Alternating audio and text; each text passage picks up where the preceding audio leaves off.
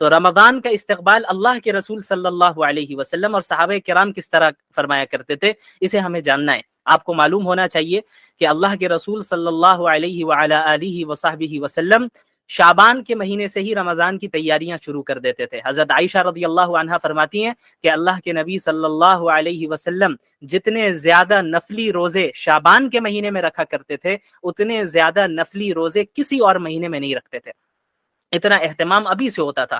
حضرت اسامہ بن زید رضی اللہ عنہ نے اللہ کے رسول صلی اللہ علیہ وسلم سے یہ سوال کر لیا کہ یا رسول اللہ صلی اللہ علیہ وسلم، کیا مسئلہ ہے کہ ہم آپ کو دیکھتے ہیں کہ آپ شعبان کے مہینے میں بڑے کثرت کے ساتھ روزے رکھتے ہیں؟ تو اللہ کے نبی صلی اللہ علیہ وسلم نے اس کے پیچھے جو وجہ تھی، جو ریزن تھی، وہ آپ صلی اللہ علیہ وسلم نے بیان فرمایا۔ وہ کیا اللہ کے نبی صلی اللہ علیہ وسلم نے کون سی بات ارشاد فرمائی؟ آپ صلی اللہ علیہ وسلم نے فرمایا کہ دیکھو، شعبان کا مہینہ رجب اور رمضان کے درمیان کا مہینہ ہے، بیچ کا مہینہ ہے۔ رمضان اور رجب اور رمضان کے درمیان شعبان ہے، اس کے بیچ میں شعبان ہے۔ اور یہ ایک ایسا مہینہ ہے جس میں اکثر لوگ غافل رہتے ہیں، لوگ اکثر غفلت میں رہتے ہیں۔ اور یہ ایک ایسا مہینہ ہے جس میں پورے سال کے اعمال، جو گڈ ڈیڈز یا کوئی بھی ڈیڈز، برے ڈیڈز ہوں یا اچھے ڈیڈز ہوں، انسانوں کے اعمال، انسانوں کے ڈیڈز اللہ رب العالمین کے سامنے پیش کیے جاتے ہیں۔ تو مجھے یہ بات پسند ہے کہ میرے اعمال، میرے ڈیڈز اللہ کے نبی اللہ رب العالمین کے پاس اس حال میں پیش کیے جائیں کہ میں روزے سے رہوں۔ تو آپ صلی اللہ علیہ وسلم نے اس میں شعبان کی اہمیت بھی بیان کر دی، اور یہ بھی بیان کر دیا کہ رمضان کی تیاری ہمیں شعبان سے ہی شروع کر دینی ہے۔ تو آپ صلی اللہ علیہ وسلم روزے بھی رکھنا شروع کر دیتے اور عبادات بھی کثرت سے کرتے۔ کیوں؟ کیونکہ ظاہر ہے رمضان کا ایک ایک منٹ بڑا قیمتی ہے۔ اب عموماً کیا ہوتا ہے، عموماً یہ ہوتا ہے کہ جب ہم رمضان کے پورے سال ہم نے تو روزے رکھے نہیں، نفلی روزوں کی عادت رہی نہیں، اب رمضان سے جب ہم نے روزہ رکھنا شروع کیا تو شروع کے ایک ہفتے تو ہمیں روزے سے اور عبادات سے یوز ٹو ہونے میں ہی لگ جاتا ہے۔ تو شروع میں طبیعت بھی خراب ہوتی ہے، روزے رکھنے سے طبیعت بھی بگڑ جاتی ہے، چونکہ ابھی پورے سال ہم نے رکھا نہیں، ہمیں اس کی عادت ہی نہیں رہی۔ تو اب ہم نے جب روزے رکھنا شروع کیا ایک سال کے بعد، تو پھر ہمارے جسم میں بھی ہمیں تکلیف ہونے لگی، طبیعت بھی خراب ہونے لگی، اور پھر ایکٹیو بھی ہم زیادہ نہیں رہ پائے۔ تو اس روزے سے یوز ٹو ہوتے ہوتے تقریباً ایک ہفتہ رمضان کا گزر جاتا ہے، اس کے بعد پھر ہم عادی ہو جاتے ہیں روزے کے۔ لیکن اس کی وجہ سے کیا ہوا، شروع کے ایک ہفتے میں جس طرح ہمیں اللہ کی زیادہ سے زیادہ عبادت کرنی چاہیے تھی، اس میں ہم پیچھے رہ جاتے ہیں۔ تو اللہ کے نبی صلی اللہ علیہ وسلم اور صحابہ کرام اور سلف صالحین رحمہم اللہ، یہ حضرات شعبان سے ہی روزہ رکھنا شروع کر دیتے تھے، شعبان کے ہی سے ہی روزے رکھنے شروع کر دیتے تاکہ عادی ہو جائیں اسی مہینے میں، اور جو کچھ شروع میں طبیعت خراب ہونی ہے اور دیگر پریشانیاں ہونی ہے وہ شعبان میں ہی ہو جائے۔ اب جب رمضان کا مہینہ شروع ہو رہا ہے تو پورے ایکٹیو ہو کر جو ہے ہم عبادات کریں۔ اسی طرح بہت سے لوگوں کا عام دنوں میں قیام اللیل کرنے کی عادت نہیں ہوتی، تہجد کرنے کی عادت نہیں ہوتی، تو اللہ کے نبی صلی اللہ علیہ وسلم اور صحابہ کرام اور ہمارے جو علماء اور سلف صالحین گزرے ہیں، وہ شعبان میں عبادتوں کی کثرت کرنے لگتے، عبادتوں کی تعداد بڑھا دیتے۔ رمضان میں جو معمولات اور جو شیڈیول عبادتوں کی ہوتی ہے، اس سے ملتے جلتے شیڈیول پر وہ عمل کرنے شعبان سے ہی لگ جاتے، تاکہ رات کی نمازوں کی بھی عادت شعبان میں ہی لگ جائے، رمضان میں جا کے جو ہے وہ پریشانی نہ ہو۔ تو رمضان المبارک کا استقبال بھی ہمیں اسی طریقے سے کرنا ہے۔ تو سب سے پہلی چیز تو یہ ہے کہ اپنی نیت کو خالص کریں، اور اس چیز کو ذہن سے نکال دیں کہ اس آنے والے رمضان کو ہم رسم و رواج کی طرح نہیں گزاریں گے کہ ہر سال رمضان آ رہا ہے، بس وہ افطار پارٹی ہوتی ہے، سحری کرنا ہے، رات میں گھومنا ہے، تراویح پڑھنی ہے امام صاحب کے پیچھے، اور دن بھر میں روزہ رکھنا ہے، بس یہی ہے۔ تو ہم نے ایک رسم بنا لیا ہے اس کو کہ بھئی یہاں سب کر رہے ہیں تو ہم بھی کرنا ہے۔ تو اس چیز کو سب سے پہلے کلیئر کریں اپنے ذہن میں کہ ہم رسم کے طور پہ روزہ نہیں رکھتے، ہم اسے عبادت سمجھ کے رکھتے ہیں، اور اس کے پیچھے جو فضائل ہیں اور جو اہمیت ہے اس کو ذہن میں رکھتے ہوئے کرتے ہیں۔ تو سب سے پہلی چیز یہ ہے کہ اپنی نیت کو خالص کرنا، نیت کی اصلاح کرنا کہ ہم رمضان کے روزے کس کے لیے رکھ رہے ہیں، رمضان کی عبادت ہم کس کے لیے کر رہے ہیں، ہم اللہ کو راضی کرنے کے لیے کر رہے ہیں۔ ایک تو یہ ہے کہ بری نیت ہو، لوگوں کو دکھلاوے کے لیے ہم کر رہے ہیں، بھئی روزہ ہم رکھ رہے ہیں تاکہ لوگ دیکھیں، لوگ کہیں کہ ہم روزے دار ہیں، یا روزہ ہم اس لیے رکھ رہے ہیں کہ تاکہ یہ لوگ نہ کہے کہ بھائی دیکھو مسلمان ہے، روزہ نہیں رکھتا ہے۔ نماز تراویح یا قیام اللیل ہم پڑھ رہے ہیں یا عبادتیں کر رہے ہیں اس لیے کر رہے ہیں کہ گھر والے کہیں یا دیکھنے والے کہیں کہ بڑا عابد و زاہد ہے، یا سب کر رہے ہیں اس لیے ہم کر رہے ہیں۔ تو یہ دونوں طریقے صحیح نہیں۔ ایک ہوتا ہے کسی عمل کے پیچھے غلط مقصد ہونا، غلط نیت ہونا، اور ایک ہوتا ہے کہ کسی عمل کے پیچھے کوئی نیت ہی نہیں ہونا۔ یہ دونوں بری چیزیں، نیت کا نہ ہونا بس چونکہ سب کر رہے ہیں تو ہم بھی کر رہے ہیں. یہ کوئی اچھی نیت نہیں ہے, یہ کوئی اچھا طریقہ نہیں ہے کہ بس آپ نے لوگوں کو دیکھ دیکھ کر جو ہے فالو کرنا شروع کر دیا اور اس کی جو اہمیت ہے اس کو اپنے ذہن میں مستحضر نہیں کیا, اس کو اپنے ذہن میں پریزنٹ نہیں رکھا. اور بری نیت ہو تو یہ بھی بڑی خطرناک چیز ہے. تو ہماری نیت کیا ہونی چاہیے؟ ہماری نیت یہ ہونی چاہیے کہ ہم رمضان میں تمام عبادتوں کو, چاہے وہ روزہ ہو یا رات کی نماز ہو یا اس کے علاوہ غریبوں کے درمیان صدقہ و خیرات کرنا ہو, افطار کرانا ہو یا سحری کرنا ہو یا نمازوں کا اہتمام ہو, صدقات کا اہتمام ہو, ذکر و اذکار کا اہتمام ہو, یہ سب ہم صرف اللہ کو راضی کرنے کے لیے کر رہے ہیں اور اس لیے کر رہے ہیں کہ اللہ سے تقرب حاصل ہو جائے.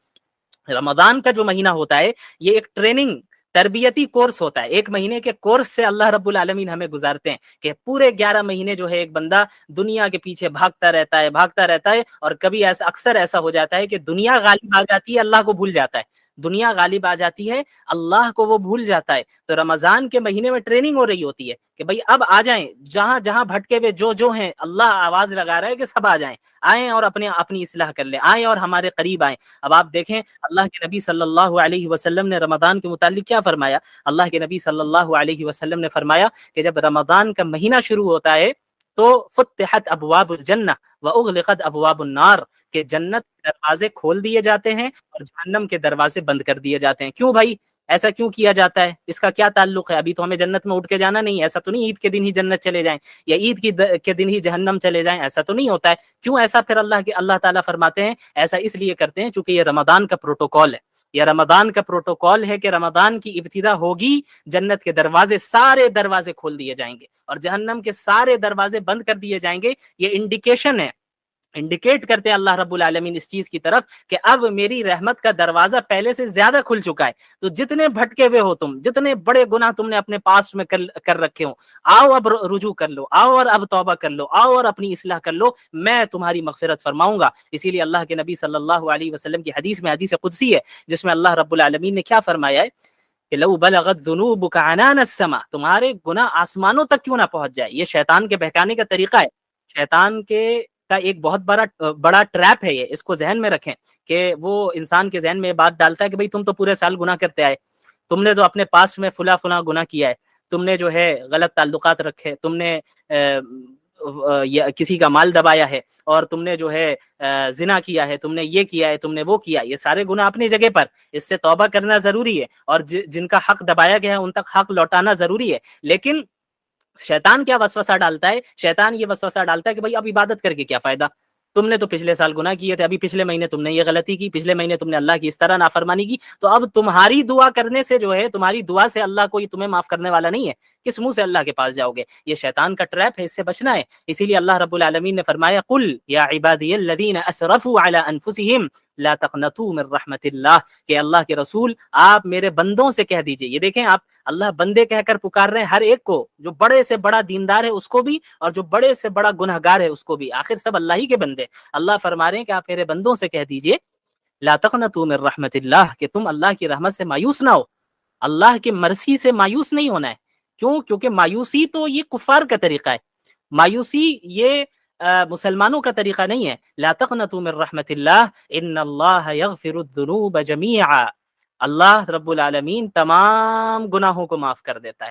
انہ هو الغفور الرحیم, یقیناً اللہ رب العالمین بار بار معاف کرنے والا اور بار بار رحم کرنے والا ہے. ایک انسان اسے گناہ ہو جائے, وہ توبہ کرے, توبہ کا دروازہ موت تک کھلا ہے ہم سب کے لیے. اللہ کے نبی صلی اللہ علیہ وسلم نے فرمایا کل بنی آدم خطاؤون وخیر الخطائین التوابون, کہ تمام انسان گنہگار ہیں, تمام انسان گناہگار ہیں, اور سب سے بہترین گناہگار وہ ہیں جو بار بار توبہ کرے, بار بار اللہ کی طرف رجوع کرے. تو جب ہم توبہ کر رہے ہوں تب تو پکا عزم ہونا چاہیے کہ آئندہ کبھی نہیں کرنا ہے, کبھی نہیں کرنا ہے. لیکن نفس اگر کبھی ان فیوچر غالب آ جائے یا شیطان کے وسوسے سے انسان مغلوب ہو جائے تو اور گناہ کر بیٹھے, تو اس کا یہ مطلب نہیں کہ اب چونکہ توبہ ٹوٹ گئی ہے اب کوئی ریٹرن ہونے کا دروازہ نہیں, ایسا نہیں ہے. پھر آپ اسی پکے عزم کے ساتھ توبہ کریں. تو رمضان کے مہینے کا استقبال ہمیں توبہ کے ذریعے کرنا ہے, اپنی نیت کی درستگی کے ذریعے کرنا ہے, اس میں اخلاص پیدا کر کے کرنا ہے کہ ہم جو کام کرنے کے لیے جا رہے ہیں وہ اللہ رب العالمین کے لیے ہی کرنے جا رہے ہیں. اور اسی طرح اللہ کے نبی صلی اللہ علیہ وسلم نے رمضان میں جو ہے روزوں کی جو اہمیت ہے اسے بھی بیان کیا. روزہ کیوں رکھتے ہیں؟ قرآن کریم میں اللہ نے کیا فرمایا ہے؟ یا ایھا الذین آمنوا کتب علیکم الصیام کما کتب علی الذین من قبلکم لعلکم تتقون، کہ اے ایمان والو تم پر روزے اس لیے فرض کیے گئے ہیں جیسے تم سے پہلے کے لوگوں پر فرض کیے گئے تھے، اور اس لیے فرض کیے گئے ہیں تاکہ تم متقی ہو جاؤ، تقوی والے ہو جاؤ. تو روزے کا مقصد باڈی فٹنس نہیں ہے، روزے کا مقصد کیا ہے؟ تقوی حاصل کرنا ہے. بعض لوگ سائنٹیفک بینیفٹس کو روزے کا مقصد قرار دیتے ہیں، یہ غلط بات ہے. ابھی آپ جو ہے وہ ڈائٹری اینڈ سلیپنگ ہیبٹس کے اوپر بھی جو ڈاکٹر صاحبہ آئیں گی وہ گفتگو کریں گی، تو سائنٹیفک بینیفٹ بھی ہو سکتا ہے بعض بتائیں، تو اسے بھی اچھے سے سننا ہے. لیکن یہ یاد رکھنا ہے کہ وہ سائنٹیفک اور میڈیکل بینیفٹس روزے کا مقصد نہیں ہے، وہ روزے کے فائدے ہیں، سیکنڈری درجے کی چیزیں ہیں. وہ اصل مقصد کیا ہے روزے کا؟ عبادات کا اصل مقصد کیا ہے؟ اللہ کو راضی کرنا اور تقوی حاصل کرنا. تقوی کہتے کسے ہیں؟ حضرت عمر بن خطاب رضی اللہ عنہ نے ایک مرتبہ حضرت عبداللہ بن مسعود رضی اللہ عنہ سے سوال کیا کہ بتائیں آپ کہ تقوی کسے کہتے ہیں؟ تو حضرت عبداللہ بن مسعود رضی اللہ عنہ نے فرمایا کہ اے امیر المومنین، کیا آپ نے کبھی ایسے راستے سے گزرے ہیں کہ چاروں طرف یا دونوں طرف سے دھاردار جو ہے درخت یا جو ہے وہ پیڑ پودے ہوں کانٹے والے، جس میں چاروں طرف سے کانٹے لگے ہوں اور بیچ میں راستہ بالکل پتلا ہو؟ تو حضرت عمر بن خطاب رضی اللہ عنہ نے فرمایا کہ ہاں، ایسے راستے سے ایک مرتبہ گزرنا ہوا ہے. تو عبداللہ بن مسعود رضی اللہ عنہ نے حضرت عمر بن خطاب رضی اللہ عنہ سے فرمایا کہ تو بتائیں آپ پھر اس راستے سے کیسے گزرے تھے؟ تو حضرت عمر رضی اللہ عنہ نے فرمایا کہ میں نے اپنے ہاتھ کو اور اپنے کپڑوں کو، اپنے دامن کو، اپنے آستین کو سمیٹ لیا اور بالکل سیدھے راستے سے آگے نکل گیا. حضرت عبداللہ بن مسعود نے فرمایا کہ بس یہی تقوی ہے کہ آپ کے معاشرے میں، آپ جہاں رہ رہے ہیں، چاروں طرف سے گناہ کے کانٹے اور فتنوں کے کانٹے موجود ہیں. آپ اپنی دنیا کو سمیٹ لیں، اپنے آپ کو سمیٹ لیں، ان فتنوں سے نہ اپنی آستین کو پھنسائیں، نہ اپنے دامن کو پھنسائیں، نہ اپنے ہاتھ کو، نہ اپنے جسم کے کسی حصے کو پھنسائیں. اپنے آپ کو سمیٹ کر بس صراط مستقیم پر سیدھا چلتے چلے جائیں. یہی تقوی ہے، یعنی اللہ کا لحاظ رکھنا، اللہ کا لحاظ رکھنا، گناہوں سے اپنے آپ کو دور رکھنا، یہ جو ہے تقوی ہے. اور روزے کا مقصد ہی یہ ہے. روزے میں کیا ہوتا ہے؟ ایک انسان حلال چیزوں سے بھی رکتا ہے اللہ کے حکم سے. اب آپ بتائیے، ایک گلاس پانی جو آپ پیتے ہیں، ابھی افطار کے لیے دسترخوان آپ نے بچھا دیا، فروٹس لگا دیے، پکوڑے لگا دیے اور سموسے آپ نے لگا لیے، پانی اور روح افزا اور ساری چیزیں رکھ لی آپ نے اپنے ساتھ، پانی موجود ہے، اس ایک گلاس ہے جس میں وہ پانی ہے جسے آپ کو پینا ہے، لیکن ابھی مغرب کا وقت نہیں ہوا ہے، تو ابھی آپ کے لیے وہی پانی پینا جائز نہیں ہے، حرام ہے. لیکن جیسے ہی مغرب کا وقت ہوگا تو وہی پانی پینا، وہی پانی جو اسی گلاس میں رکھا ہے، وہی آپ کے لیے جائز ہو جائے گا، بلکہ ضروری ہو جائے گا، کیونکہ آپ کو روزہ بھی ٹائم پہ کھولنا ہے. تو یہ آخر کیا مسئلہ ہے؟ پانی تو وہی ہے، کوئی الگ پانی تو نہیں ہے. وہ پانی جو ابھی 1 منٹ پہلے جس کو پینا جائز نہیں تھا، اب 1 منٹ کے بعد اس کو پینا جائز ہو گیا، بلکہ ضروری ہو گیا. یہ آخر کیا مسئلہ ہے؟ ایسا کیوں ہوا؟ یہ اللہ کے حکم کی وجہ سے ہوا، کہ اصل اللہ کا حکم ہے. اللہ کا حکم جہاں کہے گا، اللہ نے جہاں کہہ دیا یہاں رک جاؤ، بس ہمیں رک جانا ہے. اللہ نے جہاں کہہ دیا بس آگے بڑھو، ہمیں آگے بڑھنا ہے. یہ ہے ایک متقی مومنین کی صفت، متقی کی صفت اور مومن کی صفت، کہ اللہ کے حکم کے سامنے ہر چیز کو سرنڈر کر دینا ہے، اپنی چیز کو، اپنی خواہشات کو پیچھے ڈال دینا ہے. تو رمضان میں تربیتی کورس ہے، یہ ٹریننگ ہوتی ہے پورے سال کے لیے. کیا ٹریننگ ہوتی ہے؟ کہ جس طریقے سے رمضان کے مہینے میں آپ اللہ کے حکم سے حلال چیزوں سے رک رہے ہیں ٹیمپرری طور پہ، صبح صادق سے لے کر غروب وقت تک آپ کھانے پینے سے اور سیکشول ریلیشن سے آپ اپنے آپ کو دور رکھ رہے ہیں، رکھنا ہے، ضروری ہے، فرض ہے، ورنہ آپ گنہگار ہوں گے. اللہ کے حکم سے جو ہے آپ نے حلال چیزوں کو وقتی طور پہ آپ اپنے آپ کو آپ نے دور کر لیا. تو یاد رکھیے، پورے سال رمضان کے علاوہ باقی 11 مہینوں میں بھی وہ چیزیں جو اللہ نے آپ پر پرماننٹلی حرام کی ہیں، اللہ کے حکم کے پیش نظر اس سے بھی دور رہنا ہے. یہ ہے ٹریننگ، رمضان کا اصل مقصد یہ ہے. لیکن ہمارے یہاں رمضان کو بس ایک کھیل کود اور ایک جو ہے بس کھانے پینے کا مہینہ بنا دیا گیا ہے. ہمارے یہاں بس جو ہے خواہ خواہ کے نعروں اور جو ہے خواہ خواہ کے پروگرامز اور افطار پارٹی اور سحری پارٹی، ہم بس اسی میں رہتے ہیں. یہ جو ہے یہ جو ہمارے ذہن میں وسوسے آتے ہیں، یہ شیطانی وسوسے جو رمضان سے پہلے اور زیادہ آتے ہیں، چونکہ شیطان کو پتہ ہے کہ ابھی رمضان آئے گا، مجھے قید کر لیا جائے گا. اللہ کے نبی صلی اللہ علیہ وسلم نے فرمایا کہ وصفدت الشیاطین، کہ شیاطین کو رمضان کے مہینے میں قید کر دیا جاتا ہے. جو سرکش شیاطین ہوتے ہیں، جن کا کام ہوتا ہے لوگوں کو ایمان سے اور اسلام سے دور کرنا، انہیں قید کر دیا جاتا ہے. تو شیطان بھی رمضان سے پہلے بندوں کی اپنے چیلوں کی اور اپنے ایجنٹس کی ٹریننگ کر کے جاتا ہے، میں تو جا رہا ہوں، تمہیں اپنا باقی کام کرنا ہے 1 مہینے کے لیے، تمہارے حوالے۔ تو ہمیں یہ دیکھنا ہے کہ ہم شیطان کے ایجنٹ بنیں گے یا اللہ رب العالمین کے بندے بنیں گے، ہم شیاطین کے بندے ہیں یا اللہ کے بندے۔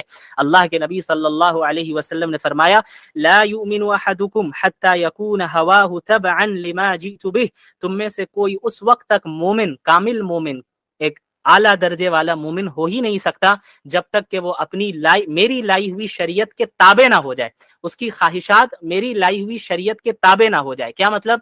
کہ ایک اللہ کے نبی صلی اللہ علیہ وسلم نے فرمایا کہ ایک انسان اس وقت تک اعلیٰ درجے کا مومن ہو نہیں سکتا جب تک کہ اس کے ڈیزائرز کتاب و سنت کے موافق اور اس کے مطابق نہ ہو جائے۔ ایک ہماری خواہش ہو رہی ہے مجھے حجاب نہیں پہننا ہے، میرا جسم میری مرضی، لیکن قرآن کہہ رہا ہے کہ عورتوں سے کہو کہ وہ حجاب پہنے۔ اب یہاں پہ امتحان ہو رہا ہے، یہ امتحان کی جگہ ہے کہ اب یہ میری بندی اللہ میرے حکم کو ترجیح دے گی یا اپنی خواہشات پہ عمل کرے گی۔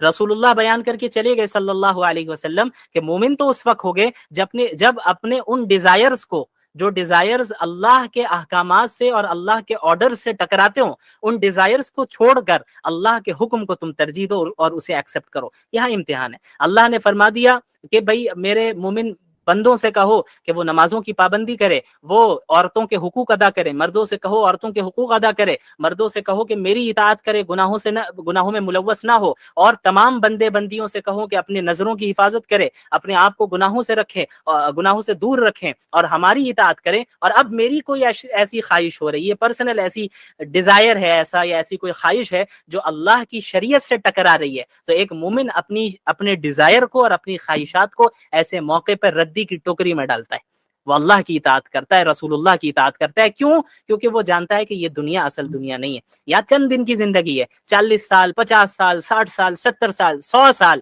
اور وہ تو آج کل 20 سال کے نوجوان جو ہے ہارٹ اٹیک سے گر کے مر جا رہے ہیں، پتہ بھی نہیں چل رہا ہے کون کب اچانک کس کی موت ہو جا رہی ہے، کسی کو نہیں پتا ہے۔ تو ایک ایسی زندگی جس میں ہمیں موت کا ہی نہیں پتا کہ ہم جو ہے کب موت آ جائے اور کتنے زندہ رہیں گے، اور ہم یہ جانتے ہیں کہ آخرت کی جو زندگی ہے وہ ہمیشہ ہمیش کی زندگی ہے، اور دنیا کا کوئی مقابلہ ہی نہیں ہے آخرت کے ساتھ، یعنی کوئی کمپیئر آپ کر ہی نہیں سکتے، کوئی کمپیریزن نہیں ہے۔ اس کی ایک مثال اللہ کے رسول صلی اللہ علیہ وسلم نے دی کہ تم ایک سمندر میں ایک نیڈل ڈالو، سوئی ڈالو، اور اس سوئی کو باہر نکالو، تو اس سوئی پر جو پانی لگا ہے یہ دنیا ہے، اور جو سامنے سمندر موجود ہے یہ آخرت ہے۔ اللہ اکبر!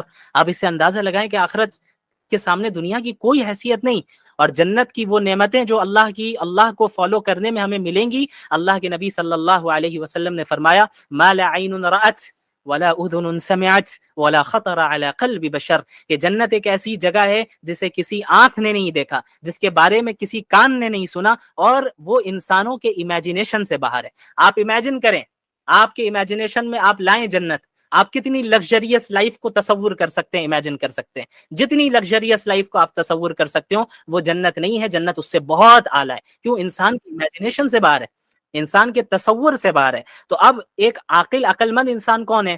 جو اس دنیا کی حقیر نعمتوں کو اس آخرت کے لیے قربان کر دیں۔ ہم یہ نہیں کہہ رہے ہیں کہ دنیا انسان کو نہیں کمانا ہے، دنیا بھی کمانا ہے، مسلمان کو ہر فیلڈ میں رہنا ہے، لیکن اور اپنی خواہشات پہ بھی عمل کر سکتے ہیں، لیکن اس وقت تک جب تک وہ اسلام کی باؤنڈریز کے اندر ہو۔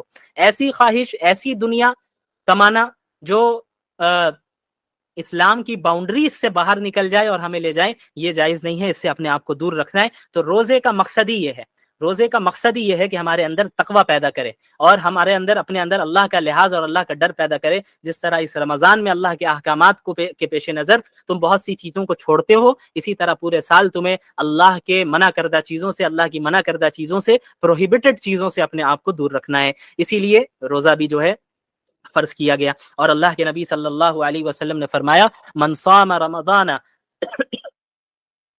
ایمانا واحتسابا غفر له ما تقدم من ذنبه، کہ جو شخص ایمان کے ساتھ اور اللہ سے اجر کی امید رکھتے ہوئے رمضان کے روزے رکھے گا، اس کے پچھلے تمام گناہوں کو اللہ رب العالمین معاف کر دے گا۔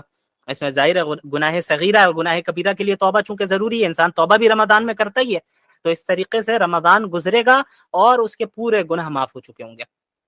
تو یہ کتنی بڑی فضیلت ہے۔ اسی طرح رمضان میں رات کی نمازیں ہوتی ہیں جسے ہمارے معاشرے میں تراویح کہتے ہیں، اس کا اہتمام بہت ضروری ہے۔ سیام بھی ہے، روزہ بھی ہے، قیام بھی ہے اس کی بھی بھرپور کوشش کرنی ہے، اور اس کے علاوہ اپنے کھانے پینے کے نظام کو بھی درست کرنا ہے۔ لیکن اس چیز کو ذہن میں رکھیں کہ کھانے پینے کا مہینہ نہیں ہے یہ مہینہ شہر الصبر ہے، صبر کا مہینہ ہے، جہاں پہ ہم اپنے ڈیزائرز کو دباتے ہیں اور اللہ کے پیچھے، اللہ کے دین کے پیچھے لگ جاتے ہیں۔ پیچھے لگنے کا مطلب اللہ کے دین کو فالو کرتے ہیں اور اللہ کے احکامات کو زیادہ سے زیادہ فالو کرنے کی کوشش کرتے ہیں، نوافل کی کثرت کرتے ہیں، اذکار کی کثرت کرتے ہیں۔ اور کے علاوہ بھی بہت سے کام ہیں جو آپ کو اور ہمیں کرنا ہے، مثلا لوگوں کی مدد کرنا، صدقہ و خیرات دینا، صرف زکوٰۃ دینا نہیں، صدقہ عام نفلی صدقات جتنی استطاعت ہے، جتنی مدد کر سکتے ہیں کرتے ہیں۔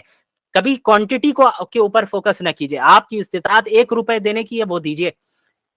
سخاوت کوانٹٹی سے طے نہیں ہوتی، سخاوت اس سے طے ہوتی ہے کہ آپ کی جتنی استطاعت ہے اس کے مقابلے میں آپ کتنی خوش دلی کے ساتھ کتنا زیادہ دے رہے ہیں اپنی استطاعت کے بقدر۔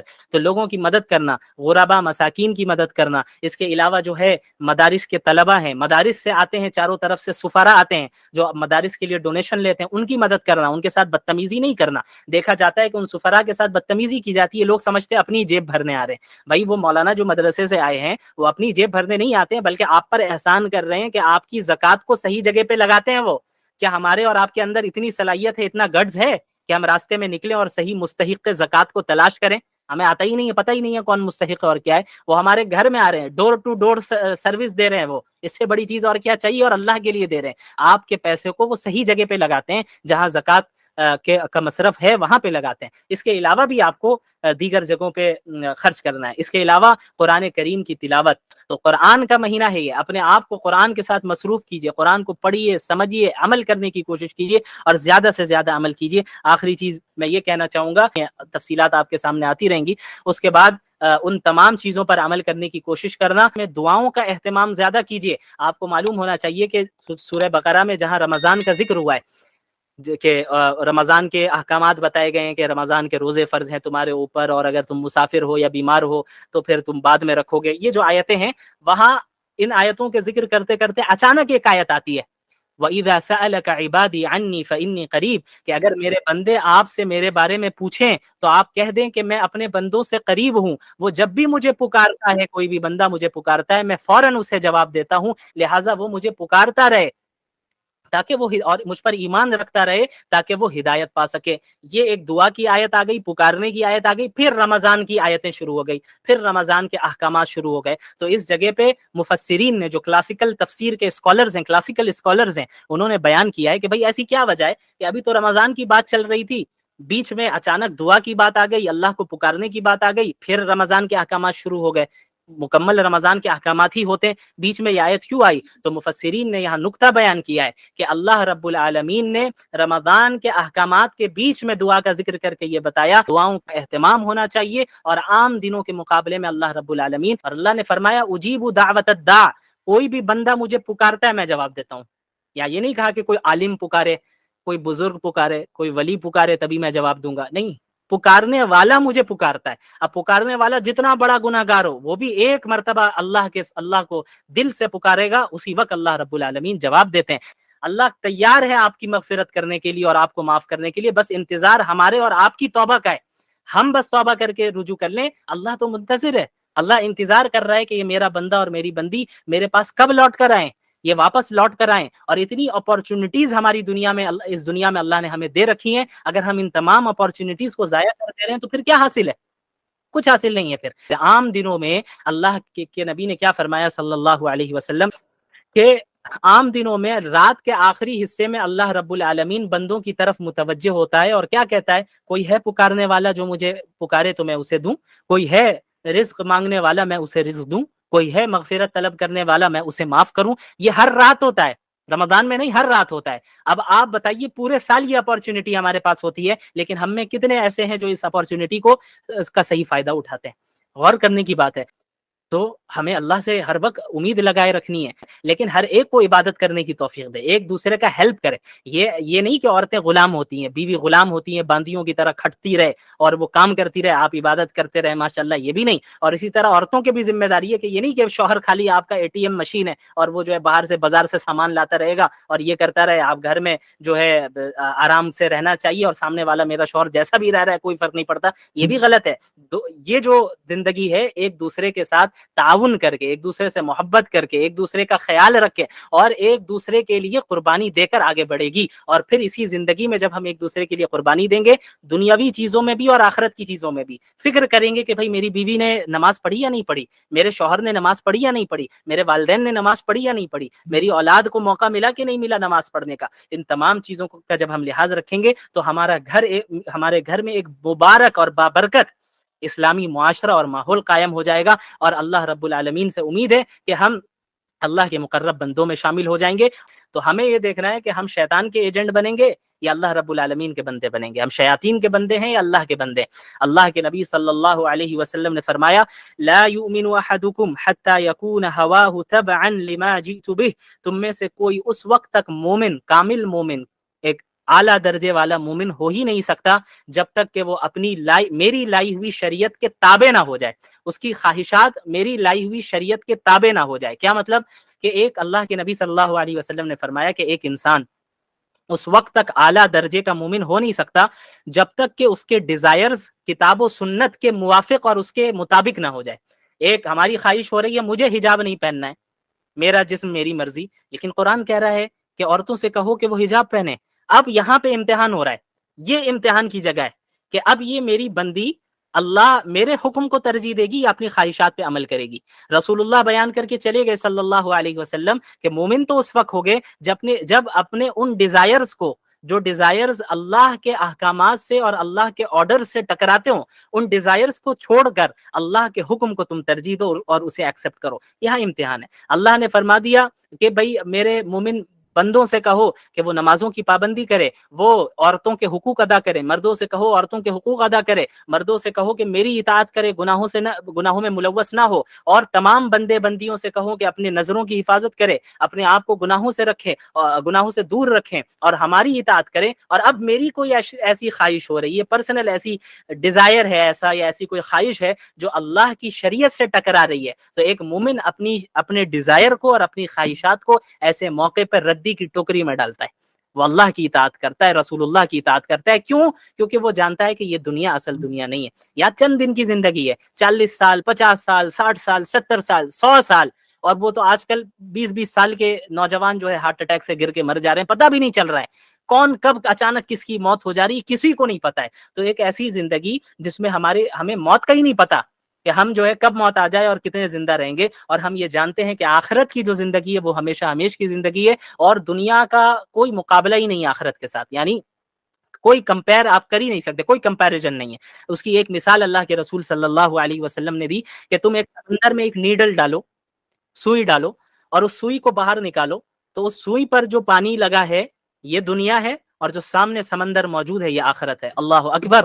آپ اس سے اندازہ لگائیں کہ آخرت کے سامنے دنیا کی کوئی حیثیت نہیں، اور جنت کی وہ نعمتیں جو اللہ کو فالو کرنے میں ہمیں ملیں گی۔ اللہ کے نبی صلی اللہ علیہ وسلم نے فرمایا ما لا عین رأت ولا اذن سمعت ولا خطر على قلب بشر، کہ جنت ایک ایسی جگہ ہے جسے کسی آنکھ نے نہیں دیکھا، جس کے بارے میں کسی کان نے نہیں سنا، اور وہ انسانوں کے امیجنیشن سے باہر ہے۔ آپ امیجن کریں، آپ کے امیجنیشن میں آپ لائیں جنت، آپ کتنی لگژریس لائف کو تصور کر سکتے ہیں، امیجن کر سکتے ہیں۔ جتنی لگژریس لائف کو آپ تصور کر سکتے ہو وہ جنت نہیں ہے، جنت اس سے بہت اعلیٰ ہے۔ کیوں؟ انسان کی امیجنیشن سے باہر ہے، انسان کے تصور سے باہر ہے۔ تو اب ایک عقل مند انسان کون ہے؟ جو اس دنیا کی حقیر نعمتوں کو اس آخرت کے لیے قربان کر دیں۔ ہم یہ نہیں کہہ رہے ہیں کہ دنیا انسان کو نہیں کمانا ہے، دنیا بھی کمانا ہے، مسلمان کو ہر فیلڈ میں رہنا ہے، لیکن اور اپنی خواہشات پہ بھی عمل کر سکتے ہیں، لیکن اس وقت تک جب تک وہ اسلام کی باؤنڈریز کے اندر ہو۔